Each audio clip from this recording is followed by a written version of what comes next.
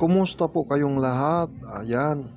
Andito po tayo ngayon sa Mabwa Beach dito sa Tandag City. Ito ay nasa sentro po ng Tandag City at napakalawak po nitong dalampasigan.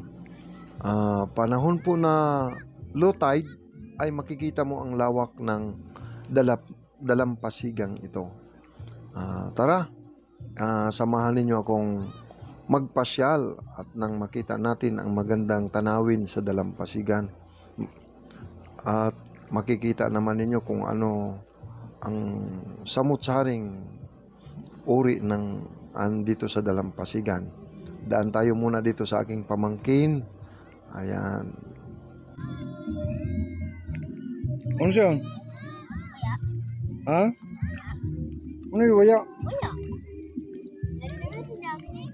Tarong ba kayo? Ikabidyo ko ba? Ha? Eh. Bato na muli oh. Ha? Ano man dyan? Hala? Bato na muli ho?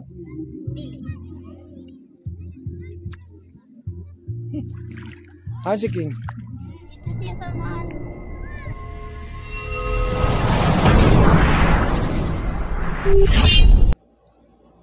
Ikutin natin ito ngayon. Maglakad lang tayo ng dahan-dahan kasi medyo maraming baka makaapak tayo ng sea urchin. Ayan. Tingnan nyo yung mga aso. Masayang-masaya sila na naglalaro dito sa dalampasigan. Ayan po, makikita ninyo yung Tandag City. Yan. Yun. Masayang-masaya po ang mga asong naglalaro. Naghahabulan. Ayan. No? At makikita din natin yung mga island. Yung island na yan ay may mga unggoy daw diyan. Hindi ko pa napuntahan kung totoo nga ba na may mga ano. At yung island naman doon sa unahan ay tinatawag na ano yun? Ang tawag dito, Mangkagangi Island. Ayan, pasensya na po kayo. Munti ko nang malimutan. Pagkatapos po, maraming ibon daw riyan. Diyan nakatira yung mga paniki at saka yung naglalakihang mga paniki. Ayan. At saka may mga unggoy din diyan. Maputi din ang buhangin sa paligid, sa gilid ng island na yan. Ngayon po nakikita ninyo ang daming mga seagrass.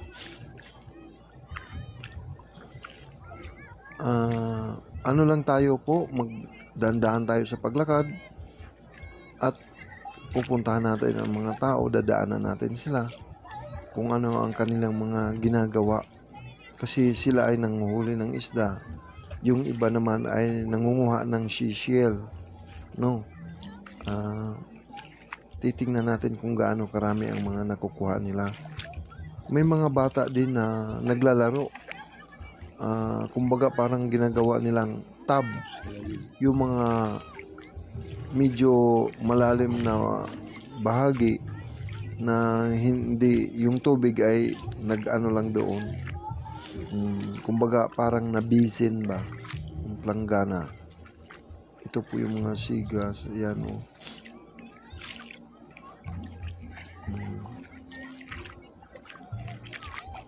Lakad-lakad po tayo.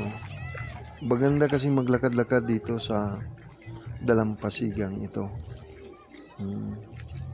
Marami din ang nangangawil. Ayan po, ito yung malalaking basin na kumbaga na planggana ba na pwede namang paglangoy-langoyan ng mga kabataan. Ayan.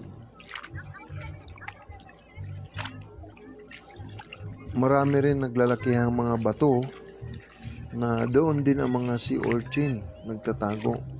Pero sa panahon ng high tide ay hindi mo talaga makikita yung bato sa panahon ng high tide. Ibig sabihin malalim siya sa bandang ito.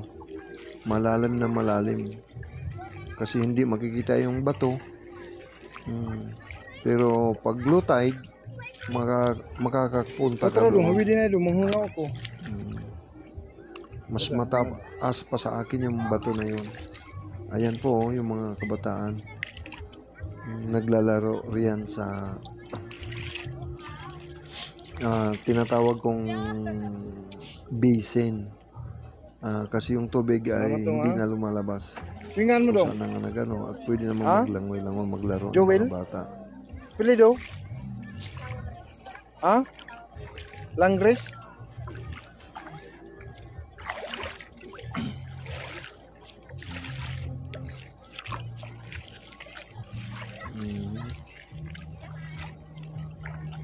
Dito tayo sa gilid ng dalampasigan.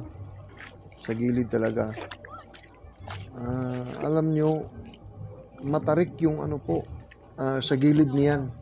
Bawal na, kung hindi ka expert maglangoy, ay huwag kang pumunta sa gilid niyan kasi bangin na iyan eh.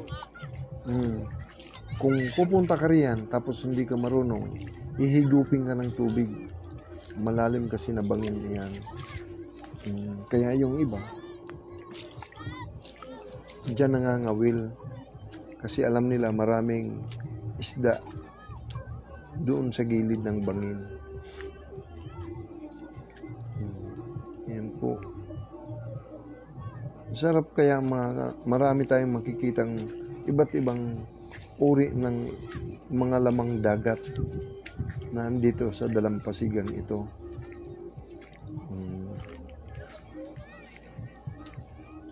Ang sa akin naman ay hindi ako mangunguha kundi magpasyal lang, ipasyal ko lang kayo.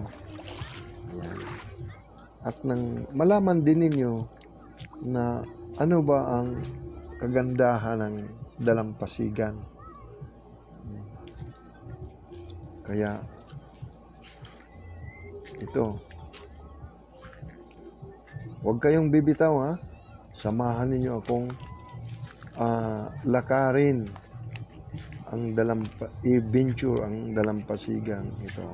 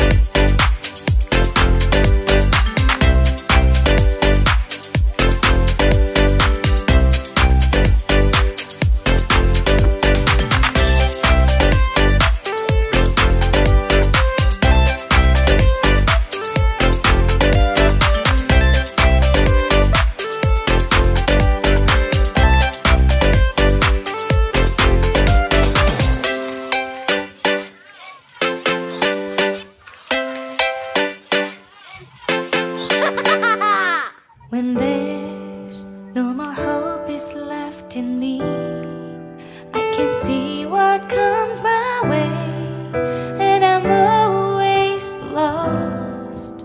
There's nowhere else to go. All I do is fall. Feels like I can make it more than I could bear. Giving up is all that I can surrender to you. Take me in your arms and hold me. With your love, find my rest, and I can see you lead me. You make me hope again. Your love is all I ever need. Never knew this love can make my heart beat. You hold my world again. Your love is all I ever need. No one else will fill my heart like you do.